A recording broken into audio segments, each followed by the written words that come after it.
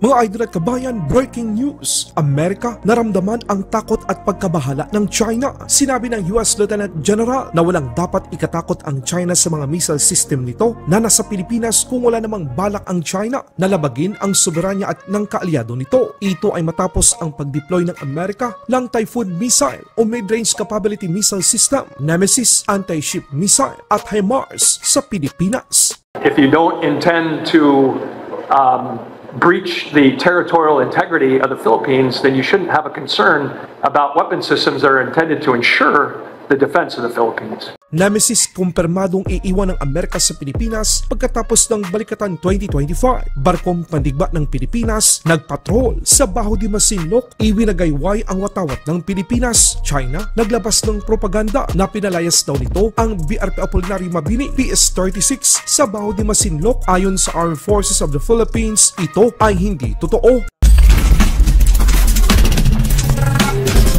China binira ng US Lieutenant General matapos na batikusin ng China ang pananatili at pag-deploy ng mas maraming missile ng Amerika sa Pilipinas. Sagot ni US Lieutenant General James Glynn na kung wala namang intensyon ang China na labagin ang soberanya ng Pilipinas, walang dapat ikabahala o ikatakot ang China sa mga missile system ng Amerika na i-deploy nito sa Pilipinas. If you don't intend to breach the territorial integrity of the Philippines, then you shouldn't have a concern about weapon systems that are intended to ensure the defense of the Philippines. Tama nga naman mga kabayan, bakit ka naman mag-aalala kung wala ka namang masamang balak laban sa Pilipinas? Sasabak ang Pilipinas at Amerika sa halos 3 linggong pagsasanay militar o ang tinatawag nilang Balikatan Exercise 2025 na gaganapin sa Hilagang Luzon at Palawan. Susubukan na magkaalyado ang kanilang full battle test sa Himpapawid, Kalupaan at Karagatan. Sa ibang balita naman, China iyak na naman dahil ang Nemesis o anti-ship missile ng Amerika ay iiwan nito sa Pilipinas. Nauna nang tinutulan at pinapaalis ng China ang pananatili ng US Typhoon mid-range capability missile system sa Pilipinas na hanggang sa ngayon ay nasa bansa pa rin upang hasain ang mga sundalong Pilipino sa paggamit ng sistemang ito. Mas lalo pang ikinagulat ng China ang pag-deploy pa ng Amerika nitong 2025 sa Pilipinas ng Nemesis anti-ship missile. Isa ito sa mga bagong missile system na gagamitin ngayong Balikatan 2025. Dagdag pa dito, kahit matapos na ang Balikatan 2025, ang Nemesis anti-ship missile ay mananatili sa Pilipinas kasama ng Typhoon missile system at HIMARS. Balitang West Philippine Sea naman tayo mga kabayan. Pilipinas ipinadala ang isa sa mga barkong pandigma nito sa Baho de Masinloc para magsagawa ng maritime patrol. BRP Apolinario Mabini PS-36 naglayag at iwinagayway ang bandila ng Pilipinas sa Baho de Masinloc sa West Philippine Sea. Nanindigan ang Armed Forces of the Philippines na lehitimo at naaayon sa mga umiiral na batas ng Pilipinas ang ginawang pagpapatrolya ng BRP Apolinario Mabini sa Baho de Masinloc. Ayon sa China, kanila daw pinaalis ang barkong pandigma ng Pilipinas. Pero ayon kay Armed Forces of the Philippines Public Affairs Office Chief Colonel Serences Trinidad, nagsagawa ng routine at lawful maritime patrol ang barkong pandigma ng Pilipinas sa Baho de Masinloc nang naaayon sa saligang batas, gayon din sa Philippine Maritime Zones Act. Sumusunod din anya ito sa international law, partikular na sa United Nations Convention on the Law of the Sea at sa 2016 Arbitral Awards na naipanalo ng Pilipinas. Una nang tinawag ng Philippine Navy spokesperson for the West Philippine Sea, Rear Admiral Roy Vincent Trinidad, na isang uri lamang ito ng malign information ang pahayag ng China para umano sa kanang internal audience nito.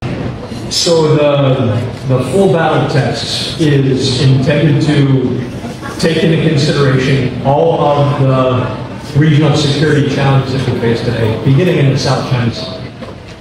And you all read about those every day. I don't think I have to elaborate on what those challenges are.